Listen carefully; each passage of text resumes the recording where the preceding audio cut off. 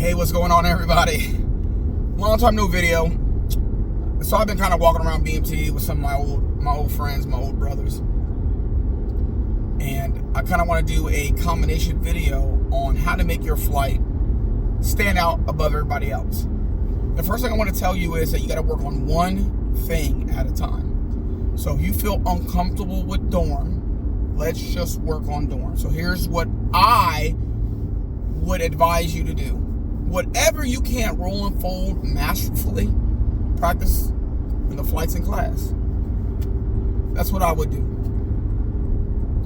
If you can't roll shirts that well, learn how to do it, because you have to evaluate according to the lesson plan. The lesson plan says perfection. That's what it says. 0 demerits, 0 discrepancies. 1 demerit is an automatic fail. So if you're one of those instructors that go, oh, it's better than mine, I'm just going to pass it. This is why your dorm looks the way it does. You have to know how to roll and fold it honestly, so that when you look at it, you know what they did wrong and what they need to do to fix it. So anytime you teach a class, I do the t-shirt master thing, towel master, underwear master, anything. I empower people to use their gifts to help everybody else out, so it causes a cohesive unit, at least in the dorm. I hate integration to the max. However, you need to make it work. So this is a way of causing unity in your flight. And then when my flight in the dorm has it down, I send my flight next door to show all the tips and tricks and techniques, because most likely the people next door are part of another flight. So they're taking care of their flight members and integrated. And hopefully they're helping somebody else that they don't really know in the other flight or whatever like that, or in their own integrated flight. It gives an opportunity for both flights to be able to come together and be more cohesive and get along. So underwear masters, shirt masters, duffel bag masters, everything. You got to understand that also it could be the way that you're teaching it. The way you're teaching it is garbage, and you just got to be honest with it. You got to be humble with it. So if you need another instructor to help you, say, hey, look, my flight's in class. Can you help me fold a duffel bag perfectly? And then maybe another instructor can help. And if that instructor doesn't know how to do it, then you have more of an epidemic in your section at that point. So, or across the sections or whatever like that. So, look, there are people that I have trained to do everything perfectly, and they're in BMT right now. So you got Techno Sergeant Tim Brock. He's at the 22nd right now as this video is going on. Reach out to him. Good dude, servant like heart. Hit him up. He knows what's up. And if you send me an email, I know you see my last name, figure it out. The next thing that I would ask you to do is focus. If it's dorm setup, also focus on repetition. So my repetition is like this. When I first teach details, I usually use phasing, but I can use dust downs. I don't give a crap. But I don't make dust down. I make dust down for like 3 minutes. I don't make it like 10 minutes. I don't make them count down every 5 seconds. I combine a lot of things and do dust downs in 3 stages, and that's it. They put it up, they dust, and they put it back.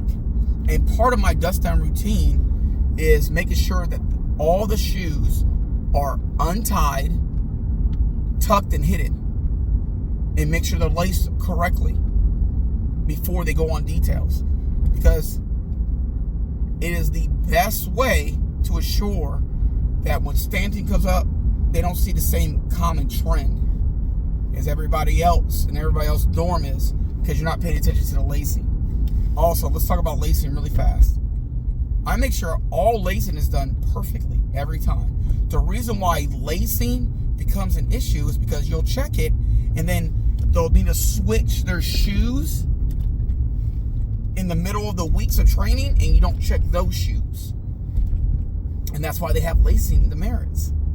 So you have to make sure that these are the shoes that they're going to use, and unless they fall apart, they don't go back in civilian luggage, because that's on you at that point. Bet you didn't even realize that. Bam. Or some of y'all. Bam. So part of my dust downs is to catch anything in the bays that normally people will forget. I'll add, hey, if you're near an empty wall locker, I need you to dust it out, 30 seconds ago, and leave it open, and then go on details. Yes, I tell them to leave it open, because I also need to make sure that they're empty, that trainers aren't hiding anything in there.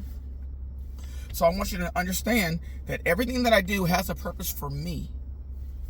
I also make my own recruit living area maintenance checklist according to the lesson plan, with references where I can find it and where they can find it. So all my recruit living area, I reference every detail, and if it's not in there, I just take it out. Why do I do that? Because I can only hold them accountable to the regulation, not to a checklist that doesn't reference anything in a regulation. It's silly. So hopefully one day it'll change, but right now it hasn't changed yet. It needs to have the same verbiage. So as you go through it, highlight.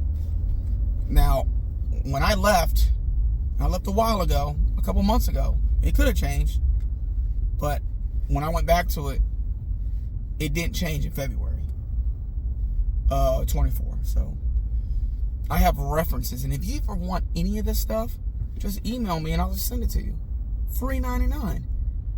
And you hold them accountable to the checklist that's referenced in your lesson plans and in 36.3 and in 2905, because when it says like hang up the charts and update it, that's not in recruit living area.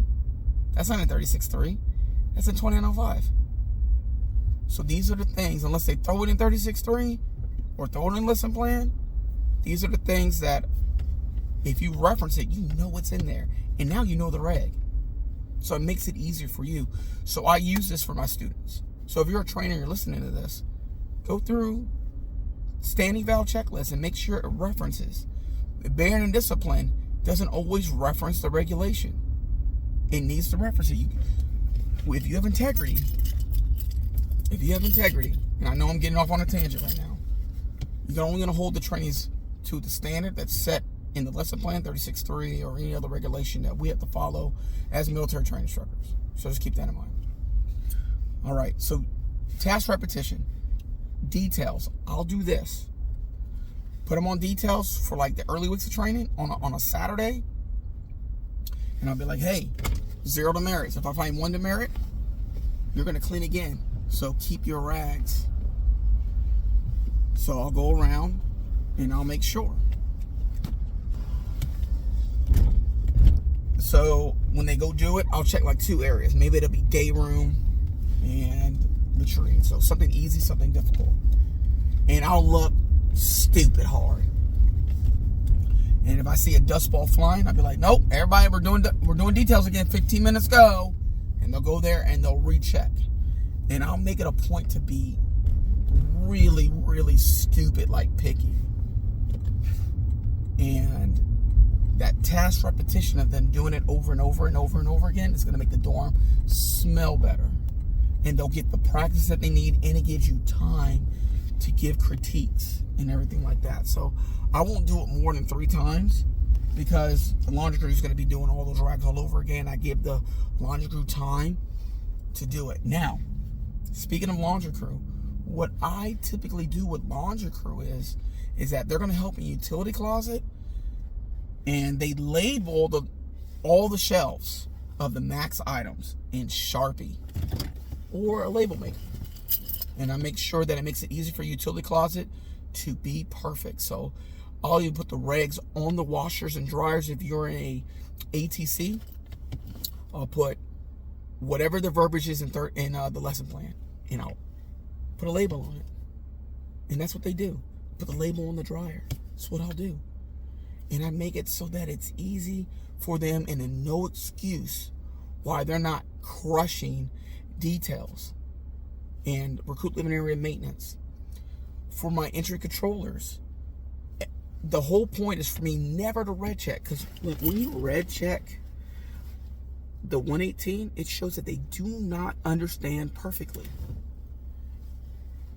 And when I'll give them a friction pin, I'll also hang up a friction pin and a whiteout pin.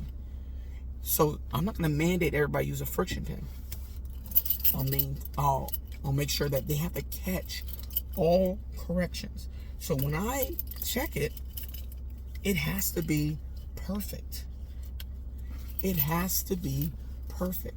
Because, you know, there's some days where you're like, man, I gotta get them. I'm running late. We're running late. Something happened. And you got to get them downstairs. And it might be after 08 or 09, winter or summer, respectfully. So it covers you.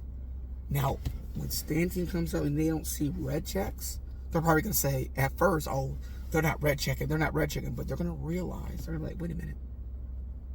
There's no errors. Oh. So now the flight is starting to take care of you. And that's what I'm trying to tell you, y'all. Make the flights perfect. Perfection in all we do, team. So we're talking about dorm now. Dorm, RLA, crew living area maintenance according to the lesson plan. Give them time. Make it repetitious.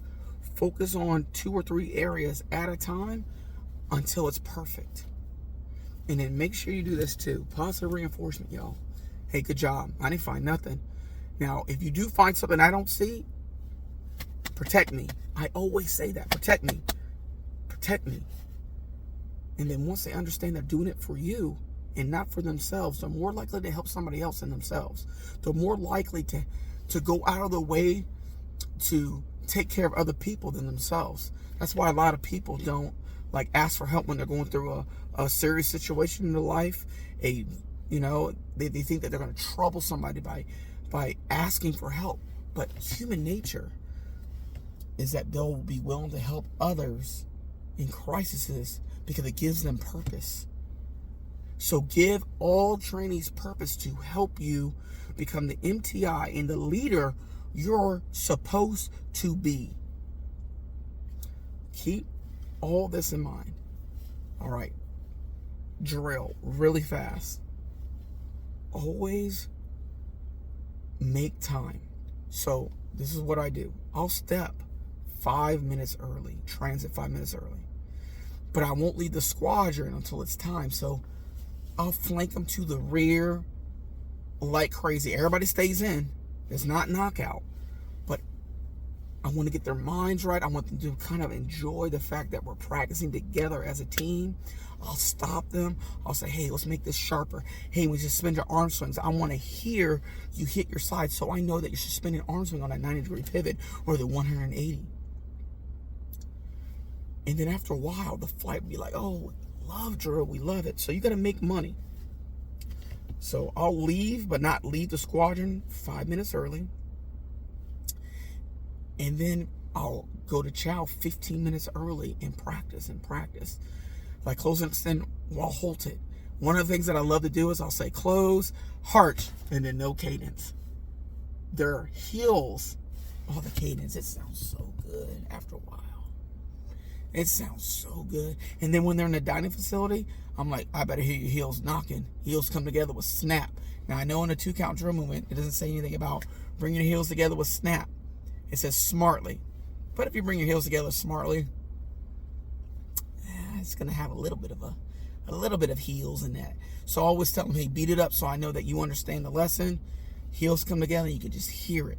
And then you hear it down the serving line. And I say, make your heels bleed. And this is how you work on drill. All right, 15-minute video. I'm done. I hope this helps. Hey, remember, y'all are doing something that not a lot of people are going to get the experience of doing. You're giving life. You're breathing life into people that have been beaten up all their lives. Y'all just go get it. And then one day, you'll get those emails. Hey, thank you. You have no idea what I went through, and I needed you to be as strong as you were. You're like a second father or a second mother or whatever the case is to them, and you basically saved their lives. That's what it's all about. That's why I love this job. God bless. Take care. Holla at y'all later.